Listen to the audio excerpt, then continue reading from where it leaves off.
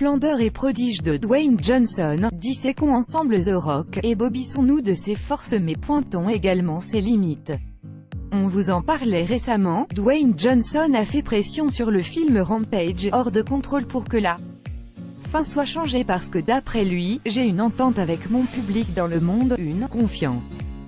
Ce qu'il veut dire par là, c'est que le scénario d'origine de Rampage ne correspondait pas à ce que l'on pourrait appeler la marque Dwayne Johnson. On s'est dit qu'à la lumière de cette déclaration, on essaierait de définir justement cette marque, qui a réussi à s'intoler au fil des années grâce à l'aura de la star Dwayne Johnson, d'en dessiner les contours pour en tirer un effet de sens. Alors qu'est-ce que Dwayne Johnson essaye de nous raconter à travers ses films ?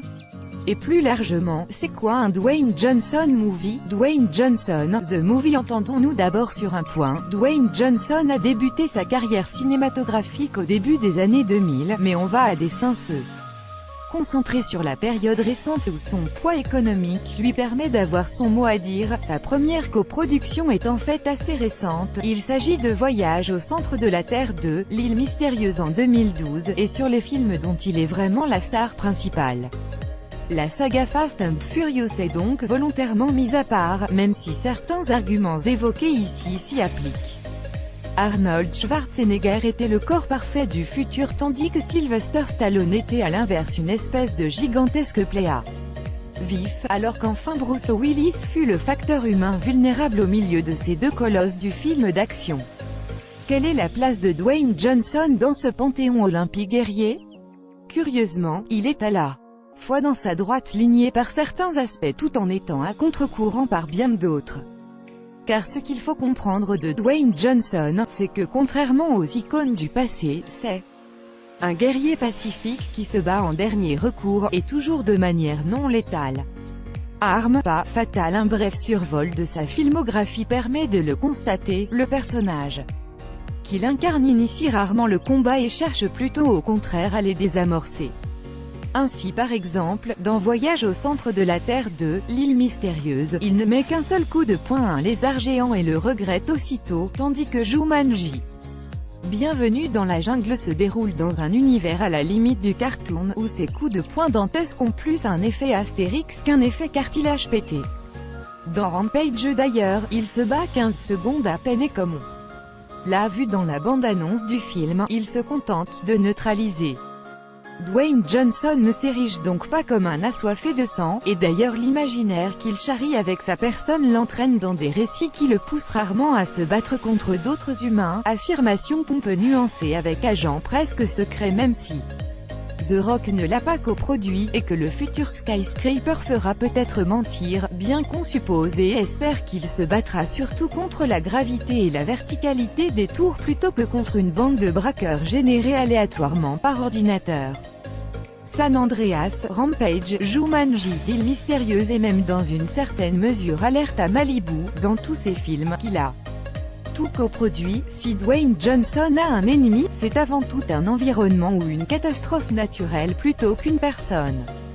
Dwayne Johnson d'ailleurs a une curieuse tendance à mettre en perspective son corps de géant impressionnant avec l'immensité de la nature elle-même, rappelant souvent la jungle, la côte ouest américaine, les îles du Pacifique, comme pour nous dire que certes, il est un tas de muscles, mais ce n'est pas grand-chose face à des plaques tectoniques en mouvement ou un loup géant qui vole. Un des slogans de Rampage, hors de contrôle, est d'ailleurs « Big meets bigger ».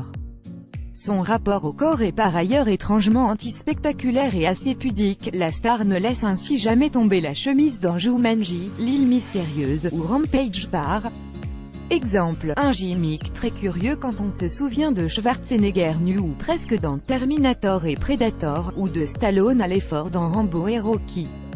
Même le plus aseptisé MCU n'hésitait pas à déshabiller Thor ou Captain America, tandis que lui, dans Alerte à Malibu, trouve le moyen de se balader en chemise alors qu'il est sauveteur dans une station balnéaire. The Rock, mur porteur. Dwayne Johnson a ceci de très particulier dans l'univers des héros d'action hollywoodien qu'il est très désexualisé voire volontairement impuissant, vierge. Souvenez-vous ce baiser dans Jumanji.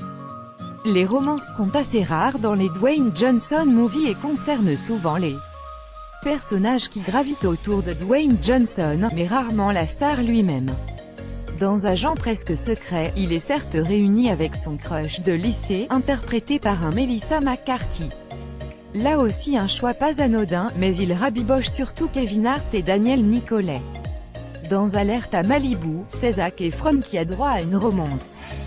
Dans San Andreas et l'île mystérieuse, Dwayne Johnson est déjà père de famille et ce sont ses enfants qui subissent les affres de la tension sexuelle. Mais cette position extérieure, pourtant indéniablement influente sur les amours de ses films, est probablement le meilleur révélateur du personnage que Dwayne Johnson souhaite incarner. Dwayne Johnson veut incarner le pilier massif et invulnérable sur lequel repose la communauté représentée dans ses films. C'est une lourde charge et c'est pour cela qu'en tant que pilier, il doit être solide comme un roc. Mais c'est aussi pour cela qu'il ne se bat pas et ne veut pas de fin négative pour Rampage. Il veut créer du lien, résoudre les conflits et faire en sorte que chaque individu de la communauté soit heureux. C'est pour cela aussi qu'il diminue sans cesse son gigantisme et moque son apparente perfection virile de film en film, jusqu'à une certaine forme de castration. Il veut être un appui pour les autres, à leur niveau, mais pas un modèle impossible à atteindre qu'on regarde d'en bas.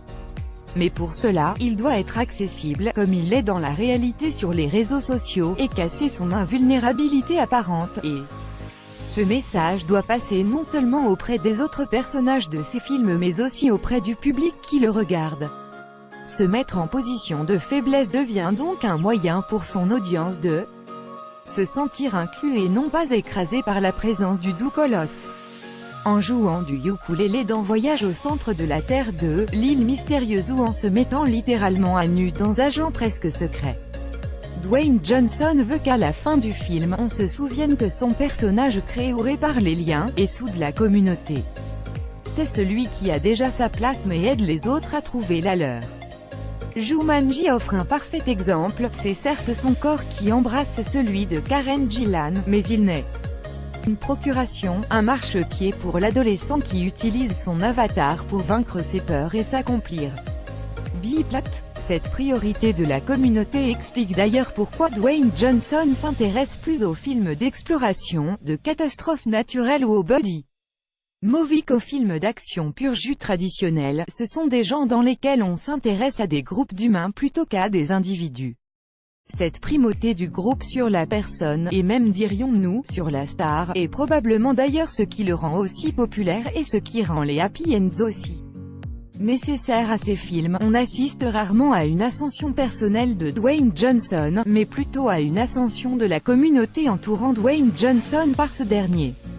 Le problème, c'est que, comme nous l'avions dit dans notre critique à chaud de Rampage, cela amène notre acteur à incarner des personnages souvent bien lisses qui ont tendance à être répétitifs. Un peu comme un papa cool sympa qu'on a envie d'aimer et qui donne de bons conseils remontants, sauf pour la drague, CF l'île mystérieuse, mais avec qui on a aussi du mal à se trouver des atomes crochus. Certes, c'est un modèle d'innocence très à contre-pied du type de rôle badass auquel le corps de l'acteur destinait. Mais passé l'effet de surprise, la lassitude prend un peu le dessus, faute d'aspérité profonde auquel se raccrocher. Mais au fond, c'est au cœur du projet de Dwayne Johnson, comme il l'a dit lui-même.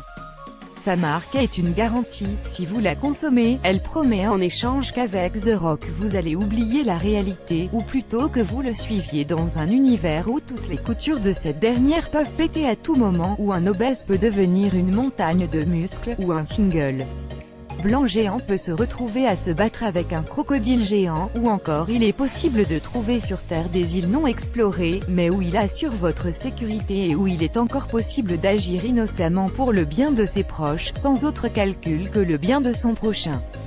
Sa marque est presque une garantie thérapeutique, pendant 2 heures avec lui, vous allez aller mieux dans un monde meilleur. En ce sens, il a d'ailleurs assez peu à voir finalement avec une star de film d'action, où la notion de danger est primordiale. Mais comme tout papa poule, on aimerait lui conseiller de baliser un peu moins les sentiers sur lesquels il nous emmène. L'acteur a peut-être par ailleurs une certaine conscience de ce problème, les bandes annonces de Skyscraper laissent en effet entrevoir un personnage principal beaucoup plus blasé que d'habitude, et il est également de notoriété publique que Dwayne Johnson prévoit d'incarner l'anti-héros Black Adam pour le DCEU.